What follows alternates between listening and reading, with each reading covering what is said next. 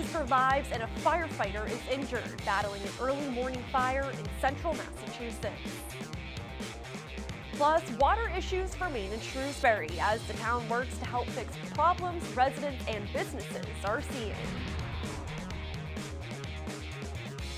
Good evening and thanks for joining us. I'm Olivia Lemon. More on those stories in a moment, but first we are gearing up for a rainy Friday forecast with heavy rain and strong winds.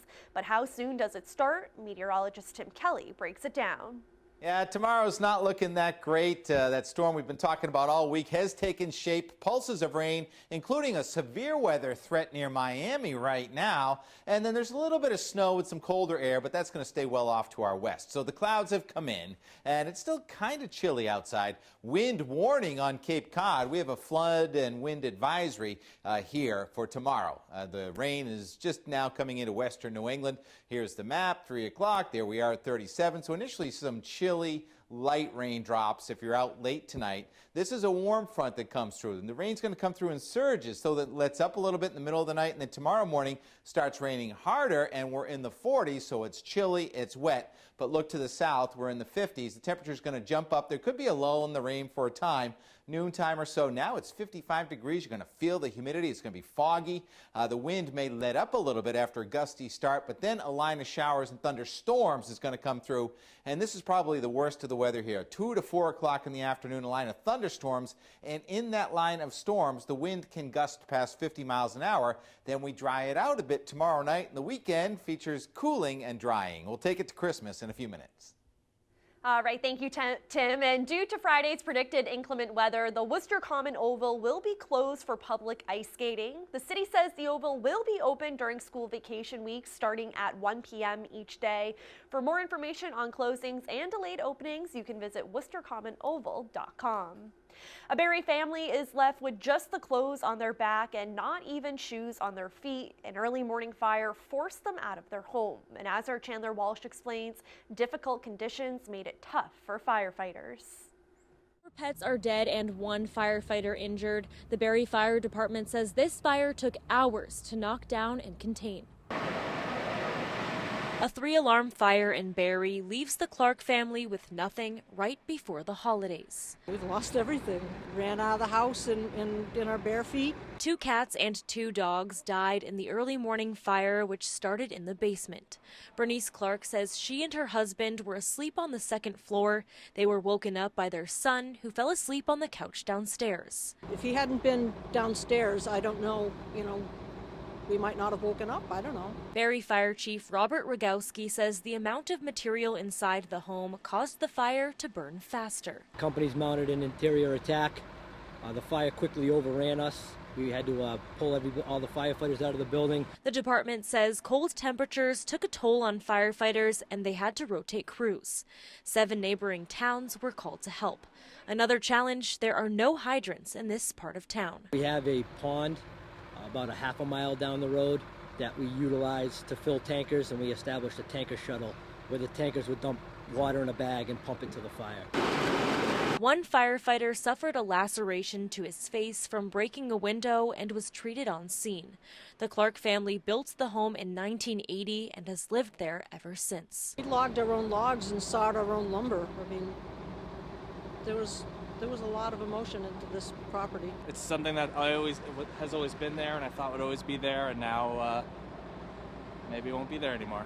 Chief ROGOWSKI says the cause of the fire is still under investigation. He says the department responded within 6 minutes. In Barre, Chandler Walsh, Worcester News Tonight. Federal safety officials are expected to investigate the death of Worcester firefighter Christopher Roy. The 36-year-old died last week battling a 5-alarm fire in the city. He had been on the department for 2.5 years. The National Institute for Occupational Safety and Health analyzes line-of-duty firefighter fatalities. They also make recommendations to prevent work-related fatalities. Roy leaves behind his 9-year-old daughter, Ava. Friday, the Worcester Railers are hosting a Fill the Boot night to benefit the Ava Roy Fund. Members of the department will collect donations upon entry into the game. The team says all Worcester police, fire, and first responders will receive free tickets to the game.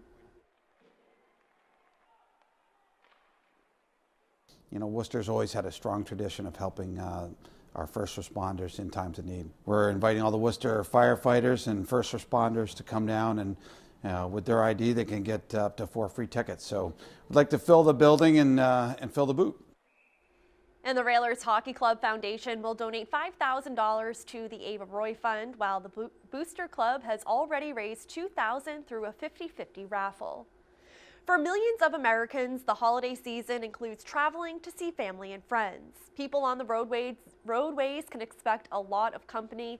According to AAA, the amount of drivers on the road over the next 2 weeks is expected to be the most ever recorded. Our Brittany Schaefer is live by Route 290 now with the details. Brittany? Olivia, 'tis the season to travel. Right now there are hundreds of drivers here on 290 in Worcester, but AAA estimates 2 million people in Massachusetts alone will take the roadways this holiday. The holiday travel rush is underway. For Jean Bianchine, a 7-hour drive to pick up her daughter Emily from college isn't bad when the weather cooperates. The weather's been perfect. Oh, yeah. It's been fantastic. We've had to drive when it's been snowy and stuff, and it's a mess, but this is really good weather. And it actually was almost too much sun in my eyes. According to AAA, the weather and low gas prices are contributing factors to record holiday travel numbers. They expect more than a third of Americans will travel over an 11-day span, with close to 2.5 million in Massachusetts alone. This is the record breaker this year. This is the greatest travel volume we have forecast since 2001. AAA says the Mass Pike and 495 will be popular, with drivers hoping to get a head start Thursday. Thursday afternoon and evening and Friday afternoon and evening will be extremely busy on the roadways. And so find out what the real-time traffic conditions are before you head out, and try to pace yourself and wait until there's less traffic. It's why Bianchine left early Thursday morning. She says enjoying the sights and catching up with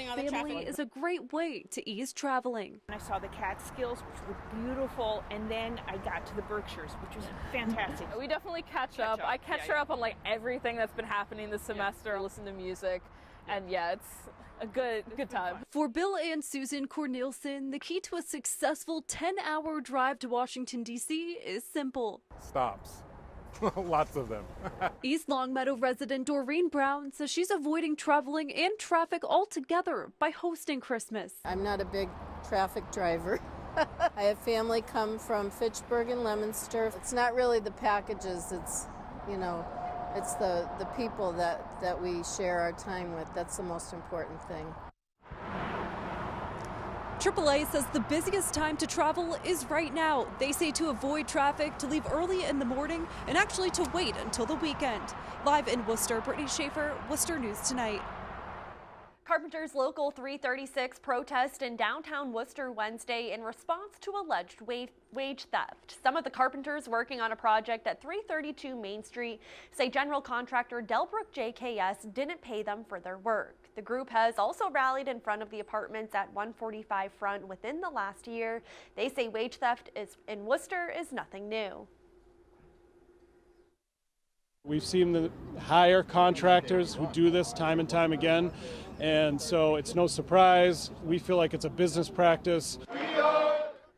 And we did reach out to Delbrook JKS for comment, but did not hear back. Discolored water has been an issue for years in the town of Shrewsbury. A new water treatment plant was expected to fix the issue, but some residents and businesses say it isn't working as efficiently as they were hoping. Our Roslyn Flaherty joins us now to explain. Roslyn? Olivia, the town recognizes there is a problem and is trying to fix it, but says it's a long process to fix a problem that's been occurring for decades. For the last several years, Elaine Zigarelli has noticed brown water at her home in Shrewsbury. Anytime the water is sitting and you turn it on, it's colored, dark, it looks not pleasant. The problem is so bad she doesn't drink or use tap water. Every time we go to the market, we buy gallons of water and bring it home. Shrewsbury town manager Kevin Mizikar says the discolored water comes from the accumulation of manganese in water mains. Manganese is a natural occurring mineral found in groundwater. We've been challenged more recently when we've had prolonged periods of drought and our wells have had to work harder, that more manganese has been brought into our drinking water system. He says there has been a number of complaints and they have recognized the problem. A new water treatment plant was installed in October, but Zigarelli says she isn't seeing any improvements. You don't have a peace of mind. Ms. Zakar says the problem can't be fixed overnight and ensures the water is within safety standards. He says the new plant isn't pumping manganese into the water. People are just seeing buildup in the pipes shedding off. The color of the water is not desirable. It does cause, problems with people's appliances and their clothes if they wash it, and, it's not at the opportune time. I wish I could, solve it all in one day. He says the town is being as proactive as they can. He hopes hydrant flushing in the spring will alleviate some of the problems. Zigarelli hopes so too. It's cumbersome carrying gallons of water home from the market. Now the town manager says if anyone is experiencing any problems, to give his office a call so that they can address it. Rosalind Flaherty, Worcester News Tonight. An annual Christmas light display in Leicester is attracting large crowds this holiday season. For more than a decade, Denise and Scott WEIKEL have transformed their home into a winter wonderland. Their display includes thousands of lights and dozens of inflatable decorations ranging from 2 feet to more than 15 feet high. This year, they became a legal 501c3 charity. While viewing all of the lights is free, they put out a donations box where all of the money collected will go 100% to charity. They pay for the light bills and new display items themselves.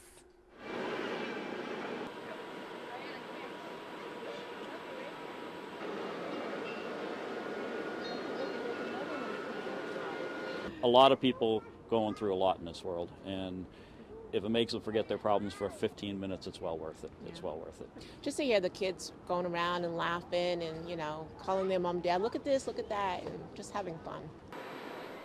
And the WEIKELs expect to see more than 30,000 people this holiday season. Their display runs through Christmas Day.